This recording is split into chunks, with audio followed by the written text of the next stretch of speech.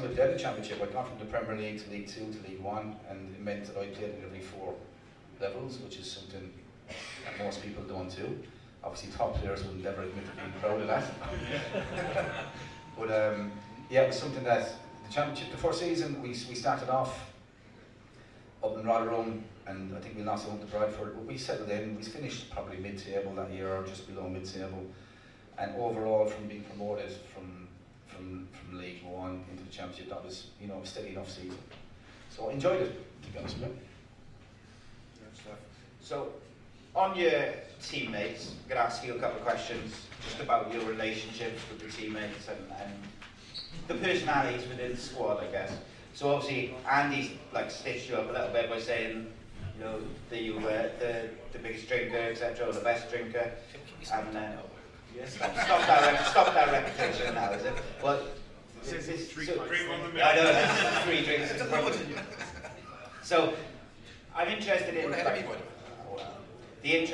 I'm interested in kind of the different personalities within that squad, because different players make up, like you need, like you mentioned, you need those hard-working midfielders to then allow Cav and the attacking players to knock it about a bit. But I think there is also the different personalities within the squad. Some of them will be quiet. I just wondered also if there's any people, any of the lads within that squad who maybe you didn't get on with, but you had to, you know, you've got to work together, you've got to play together. Not everyone likes everyone all the time, and not everyone's friends all the time, but you've got a job to do. And I guess I'm interested in the dynamic within the squad. Yeah, no, it's a fair question. I was horrible in training. I don't think many people like me in training, to be honest with you. I'd train like I played, so I wouldn't have met many fans when it came to training. A lot of people would look at the way I trained and said it was probably a little bit over the top, but that's how I was personally. But I generally got on with a lot of people and teammates. There was probably only one teammate that I didn't get on with, and that was Leo Fortune West, to be honest with you. He was just a different... Literally the biggest player in the team. Biggest player in the team, yeah, I love a challenge. Leo was great for the club. He scored some great goals. He scored a hat-trick at York to get us promoted. He did very well. It was just one of those things from a personality clash that we just didn't get on.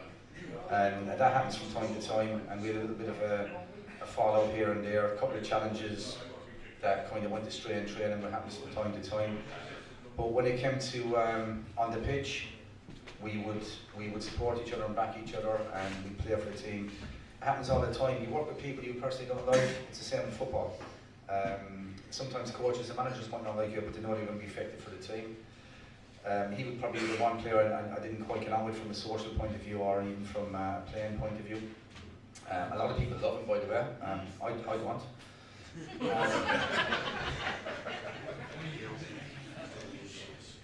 Personality-wise, the likes of you know, the young boys, Ernie, Gabs, Ginge, they were brilliant. They were the worst trainers in the world.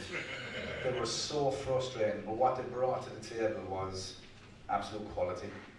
And it's hard for you to have a go at those types of players when they're like, I mean, Ernie was probably the worst trainer ever, but he can score goals. He was brilliant. I mean, what a top player. Great kid as well. Went on to do so well, but you wouldn't go near him in a 5-a-side, like, you know, you wouldn't have him in your team at all by a mile. Gab's one of the most laid-back characters you'll ever come across. Great lad, super boy. Great personality. He's a Rolls Royce when he played football. He probably, in my eyes, could probably have done a little bit better than what he did, even though he played Premier League, played for Wales. I just thought he had so much ability. Cav is top man, quality player, good captain, great to have around the place. He showed, you know, he had it all. He was strong, great strike at the football, got around the pitch. Luckily he had mean bonds to do his defending work, to be fair. He couldn't do everything, let's be fair to him, like, you know. But he was brilliant. Peter Thorne is probably one of the best professionals I've ever come across. He didn't even have a television. It's probably a bit, is that right? Yeah, weird that was.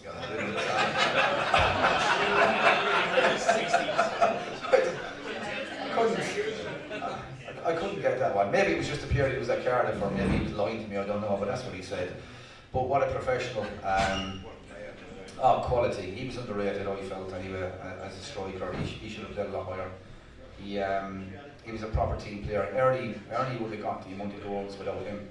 What he had done and his movement and his prowess in the air, top class.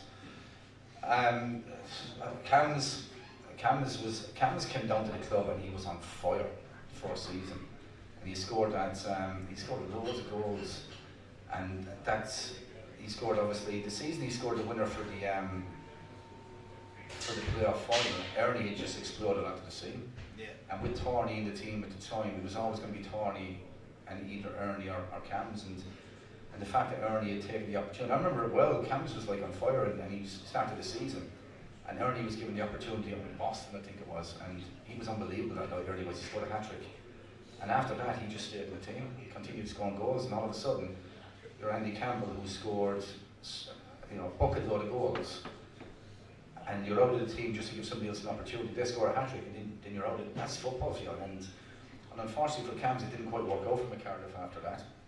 And he'd be the first to admit that because of Ernie's success in what he did. Bonds, great lad, worked his socks off and knew his limitations like myself. He was a team player. And the Welsh boys, like Youngie was a stalwart of this club, Scott, and he, when I came down here, I've never seen a centre half who could score goals like he could. I mean, the record he had is, well, what a great lad as well. He got me my first coach actually in Settee when I was down here as well. He knew a few people. Yeah, sorted me out. Andy Legge was a great stalwart for the club as well. Did very well, played a number of positions performance-wise. And for me, one of the best players that I played with at Cardiff was Jason Bowen. I thought he was absolute quality. Lazy as anything out of possession, but in possession he was one of the most creative quality players that I knew when I got the football I could give him the ball and something was going to happen. And he made it easy for me to play in midfield. A number of very, very good players and great, but do you know what they all have in common? Great characters.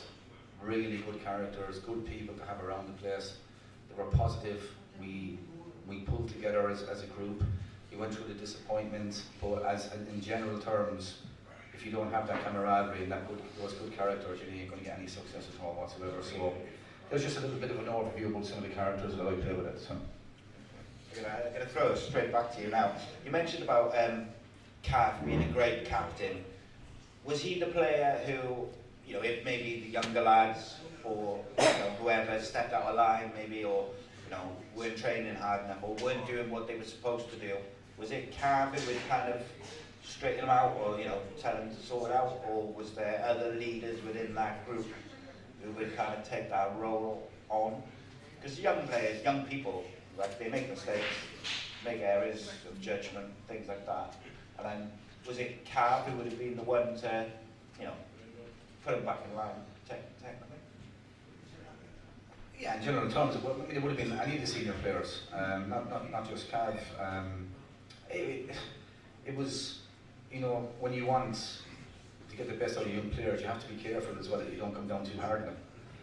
They're inexperienced, they're enjoying their football, they're doing very well, and if they're performing well on a Saturday and they're a little bit easy-ozy.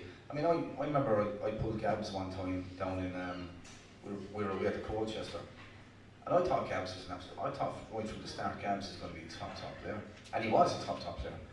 I remember saying to him, we went out to Colchester, he was absolutely outstanding, and I was like to him, you need to do that every week. That's your ceiling, that's your ability. And I think at the time he was just a little bit like, not so much going through the motions. Probably found it too easy, to be honest with you. But it was one of those where if you just push yourself a little bit harder, whether it's in training or in games, you're going to get to the top. And he did. And so it wouldn't be just Cav, it would be like a number of lads that would, and that's what's part of being a squad and part of being a good squad, is making sure that you're not so much on top of the young players, but you're encouraging them and making them aware of how far they can go and what they can do. So it was all of us, not just Cav. Interesting. So In terms of the managers who you played under at Cardiff, what were the differences within them? Obviously, you played with some great managers who had a big impact on the club, whether it's Frank Burrows or even Lenny Lawrence, who took us up, and Lenny Lawrence had a massive impact on the club. And I know, like individuals within the squad as well, everyone talks incredibly highly of Lenny Lawrence. Was he your favourite manager that you played under at Cardiff? And also, if not, like which ones did you enjoy, which ones did you not enjoy, for what reasons as well? Yeah, well, I'll go through very quickly. Frank Burrows was the manager initially, who brought me to a very calm character, very knowledgeable of football, realistic, wouldn't be one to be roaring and shouting about things. Billy Eyre took over after Frank left. Billy was more of a tough man, a hardy man. I wouldn't mess about with Billy, by the way. He was he was a tough boy, and he wouldn't mess about. And listen, he kept me out of the team for 3 months, where I didn't get a sniff of the team.